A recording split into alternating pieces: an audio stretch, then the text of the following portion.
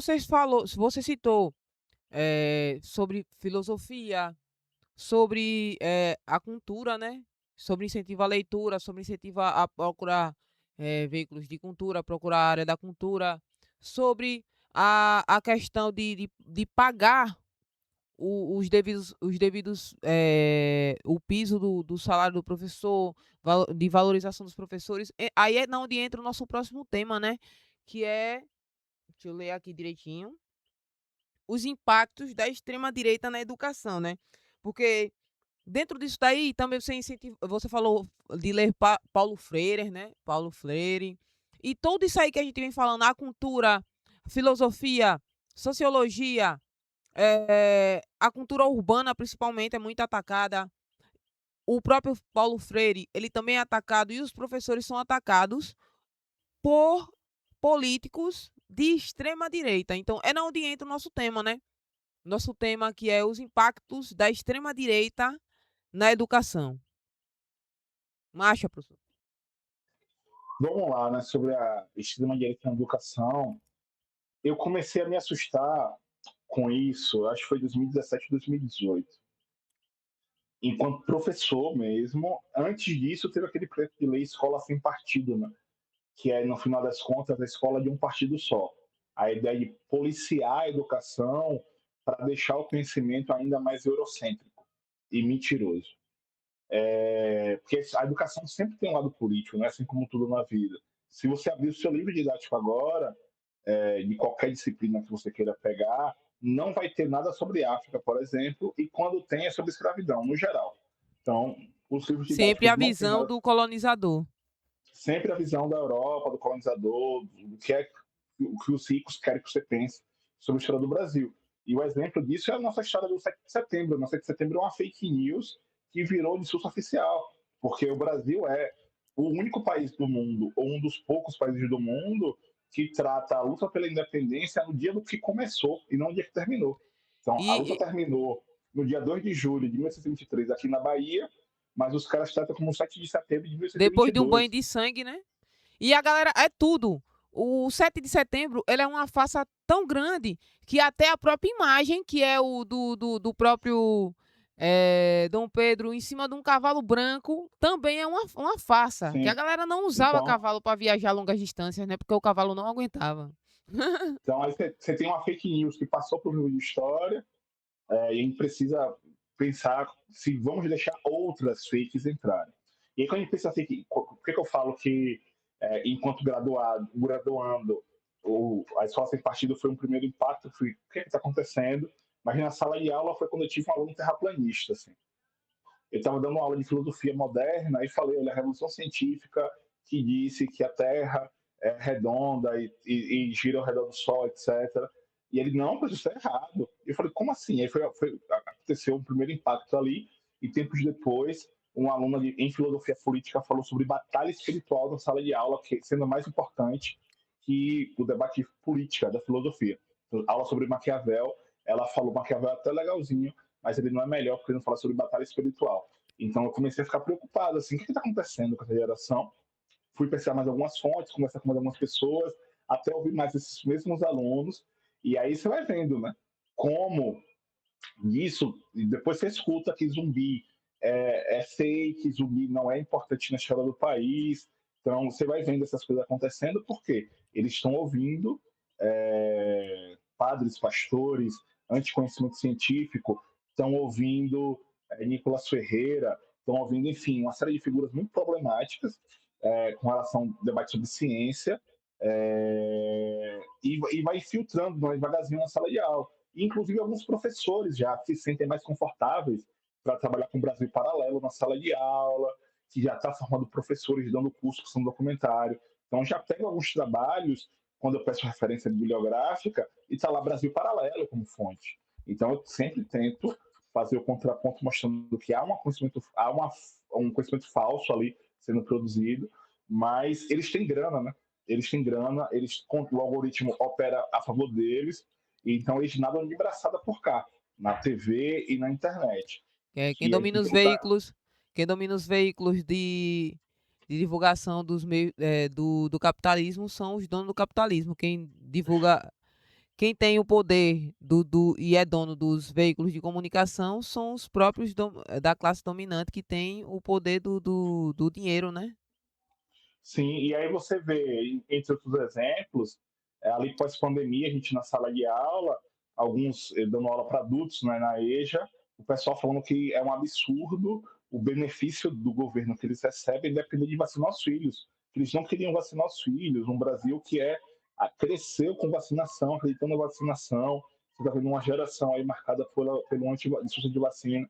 Então a extrema-direita é muito perigosa porque, além de ter grana para incentivar e repetir o discurso 1000 vezes, e você ouve o mesmo discurso 1000 vezes, ele vira uma verdade, a extrema-direita consegue captar os afetos, né? O que eu quero dizer com afetos? Todo mundo se preocupa com seus filhos. Então você vai partir dessa preocupação com seus filhos para lançar uma mentira. O Bolsonaro fez isso lá em 2018 com aquele famoso kit gay que só ele viu, né? Então todo mundo se preocupa com os filhos.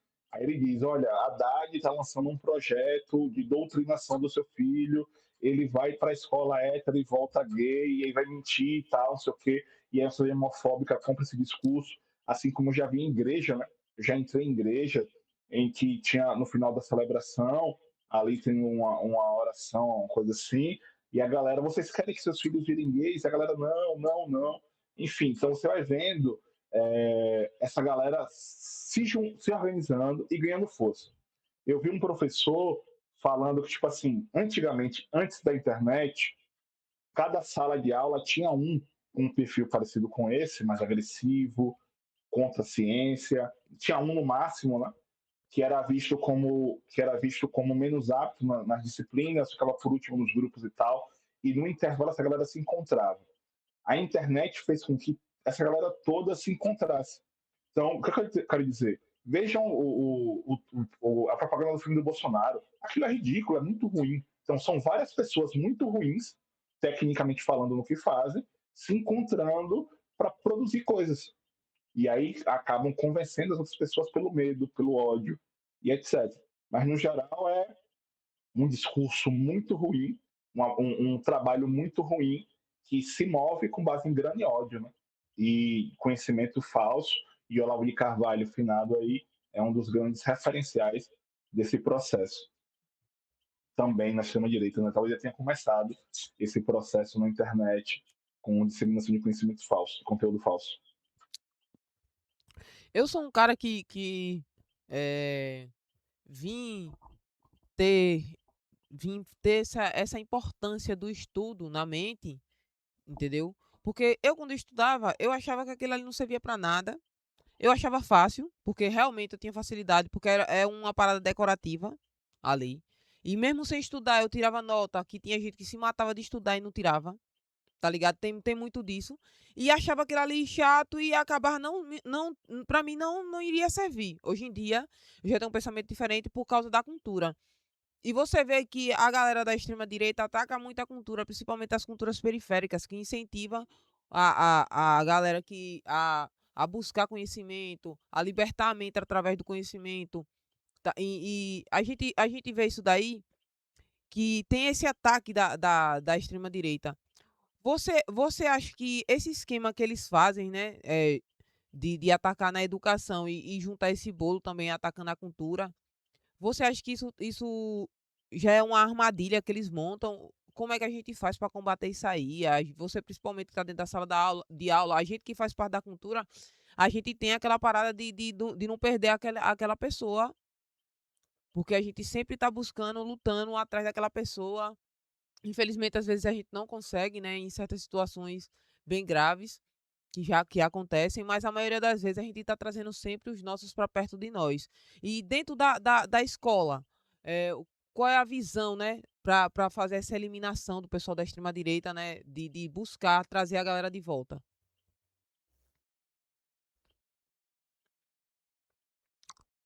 Primeira parte do chat que você falou, né? Acho importante pensar. Eu acho que a gente precisa pensar a sala de aula como um espaço que não necessariamente vai ser sempre feliz e alegre. Porque a nossa vida nem sempre é dopamina, né? E aí o Instagram opera justamente nessa lógica. Eu quero te manter viciado, você vai rolando a tela o tempo inteiro para se manter com dopamina alta e precisa enfrentar o tédio, a gente precisa saber esperar, e a sala de aula também precisa cumprir essa função. Nem sempre vai ser feliz. Então, e nem sempre é sobre ser útil também, tá? Nem sempre é utilidade, no sentido de que, olha, eu já tenho uns 15 anos que eu não faço uma conta, né? Já tem uns 15 anos que eu não faço uma conta. Só que a matemática, a física, a química operam no sentido de fazer o cérebro trabalhar. O cérebro cresce enfrentando questões. O cérebro cresce enfrentando problemas. Então, nem sempre é sobre utilidade. E eu falo isso em professor de filosofia. O que eu estudo passa longe de utilidade em vários aspectos. E isso é um primeiro ponto. Um segundo ponto é que não necessariamente todo mundo vai acreditar que o conhecimento científico é o melhor caminho, infelizmente, né? Que estudar física, química, biologia vai ser porque às vezes confronta com seu credo religioso, infelizmente, e as pessoas preferem acreditar que, sei lá, o Gênesis é uma história literal do que em Darwin, porque e aí, mesmo Darwin sendo cristão, né, que é curioso. Enfim, então não sei se dá para a gente pensar nessa lógica do inimigo que precisa ser combatido na sala de aula, porque também passa por uma lógica do afeto, no sentido de que eles acreditam no que acreditam, também porque eles têm um vínculo com pais e lideranças religiosas, e acaba sendo um espaço complexo. Né? E aí, por isso, eu gosto muito do discurso do Paulo Galo sobre militância, quando ele fala que, tipo assim, beleza, ele acredita que a Terra é plana, que a Lua é um holograma, sei lá, mas ele entendeu já que a gente é trabalhador e precisa se organizar. É um primeiro passo. Daqui a pouco ele entende que a Terra é redonda, que a Lua existe, enfim. Talvez um pouco de paciência nesse sentido, mas no meu espaço como professor, eu não necessariamente vou conseguir operar como um militante nesse aspecto, de convidar alguém para luta sindical ou algo do tipo. E aí a gente passa a entender que meu trabalho lá, ó, como professor de filosofia, eu vou trabalhar os conhecimentos que precisam ser trabalhados. E aí, numa aula sobre filosofia moderna, eu vou falar, esses caras aqui escreveram isso na época que o Brasil tinha escravos, gente sendo escravizada. Ou aproveitar uma data importante de consciência negra, Dia da Mulher Negra, Dia das Lutas Internacionais contra a LGBTfobia, para, olha, essa data é importante, hoje nós fazemos memória de tal evento, talvez o que eu posso, como professor, posso ficar nessa seara aí de elementos, mas não tem como a gente sozinho, sem interesse também dos estudantes, querer aprofundar alguns debates, no sentido de eu conheço aluno e reencontro alunos tempo depois que estão ouvindo, ó, professor, você falou de tal música na sala de aula, hoje eu sou fã daquele músico, daquele artista.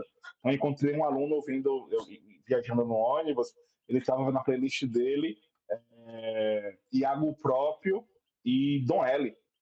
E aí, porque numa aula eu falei, olha, Dom L, nessa música, fala isso, isso e isso, Iago Próprio, um cara que eu conheci agora há pouco, recomendo que vocês escutem, pela forma que ele escreve, enfim, tal. E aí, a cada 1.000, talvez 1, 2, a cada 100, talvez 1, 2, é o que eu posso fazer, porque são espaços são trincheiras diferentes, né? São trincheiras diferentes. Bom seria se fora das paredes da escola as pessoas com o microfone na mão não nos vissem como inimigos. Bom seria, mas infelizmente até médicos sendo vistos como inimigos se fala sobre vacina, né? Drauzio Varela é inimigo para alguns aí que fala de vacina. Quem sou eu, né? Para também não ser visto, infelizmente. São os tempos sombrios que a gente caiu no Brasil e precisa dar um jeito de sair.